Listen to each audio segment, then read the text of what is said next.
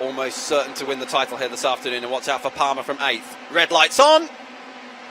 Red lights out. Second race of the weekend underway here in Barcelona for the Formula Renault Euro Cup. Everybody away well. That's good news. Will it be clean down into this tricky turn 1 section for the first time? It's Fenestras who dives to our right, his left. Is he going to go all the way around the outside of Schwartzman? No, he's not, but it's a good start for Fenestras. Are we through cleanly? No, we're not. De Forney's being turned round. There was contact with Aubrey and more contact and more contact. It's chaos at the start of this second race of the weekend. Never mind the safety car. This will have to be a red flag situation. We had a similar situation in this category a decade ago, and it's happened again. Safety car has been deployed. Well, that's amazing if they can actually put the safety car out. Looks as though half the field's being wiped out there down at turns 1 and 2, but we do have the safety car deployed. Everybody needs to calm it down now, and they haven't done so, because turned round is Gabriel Aubrey. He's out of the race as well at turn 5. Total chaos and bedlam, and we're not even halfway round the lap. Look at the scene down here at turn 2.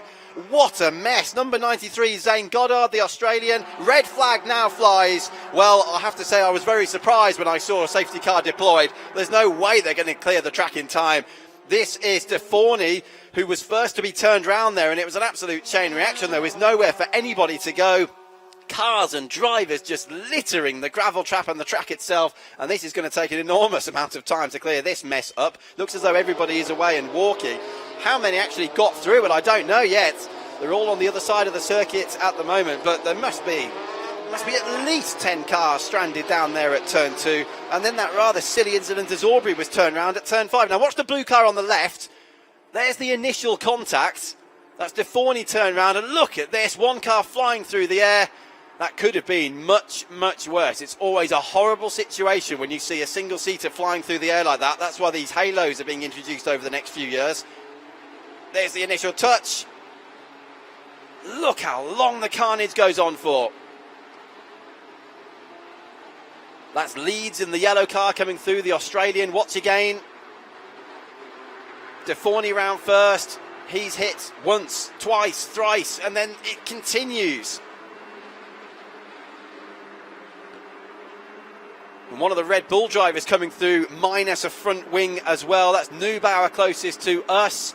He was the driver, I believe, who was flying through the air. Number 21 now, the white car. That's Yun Yu Yang, one of the 2 Chinese drivers in the field. And one car, as you can see on the right-hand side, managed to avoid the initial carnage, but ends up going off into the gravel and almost the tyre barrier on the right-hand side. Now, you notice the clock continuing to tick down at the top of the screen, but brilliant news here. Brilliant news coming through from Race Direction on the timing screen in the commentary box. All drivers are okay, and that's the important thing. Yes, we have a real scene down here at turns 1 and 2, but everybody is okay. There's Neubauer. Well, that could have been, and there's the confirmation on our screen now then. All drivers are okay, fed straight through from Race Direction. Tamas Zettner, incidentally, is the race director. He will have overseen the situation. They tried to bring the safety car out first, and then there was that further incident down at turn 5. But basically what would have been happening there is that the marshals would have been in constant radio contact with Zettner and his team back in Race Direction. And as you can see, there was no major decision, was it, they had to take than to bring the red flag out. You've got so much debris as well as cars all over the track. Well, goodness me, would you believe it? The leaders got through cleanly. Schwartzman and Fenestras were through cleanly. Richard Verschoor was up into 3rd position in the Red Bull sponsored car. Futrell went 5th. Opner was 5th as they Futrell 4th. Opner was 5th as they came round. Now here's the scene with Aubrey's car, and this is at turn 5. That was a completely separate incident, and I imagine what would have happened there is that Aubrey had backed out of it and lifted off, knowing the safety car at that point had been deployed. Somebody else was caught out behind him and turned him round into the gravel at turn 5. Whether he'll be able to restart or not, I'm not quite sure, but it's not looking very good, is it, at the moment? This is Matus, the Mexican driver. Very easy to recognise this car with its pink livery, the only pink liveried car, Force India-like, but this is even more pink, isn't it, in this particular field? The only one on the grid, though, with that particular colour scheme. It's not necessarily the case that certain teams are running the same liveries for all of the cars, as Thomas Neubauer, the Frenchman, stomps away. There wasn't much you could have done there. Very much an innocent victim. Leeds has stopped as well. That's Lewis Leeds, the yellow car, the Joseph Kaufman racing car, 17-year-old Australian on the right-hand side. Poor old Neubauer. It was good of him, though, to check that everybody else was okay down there.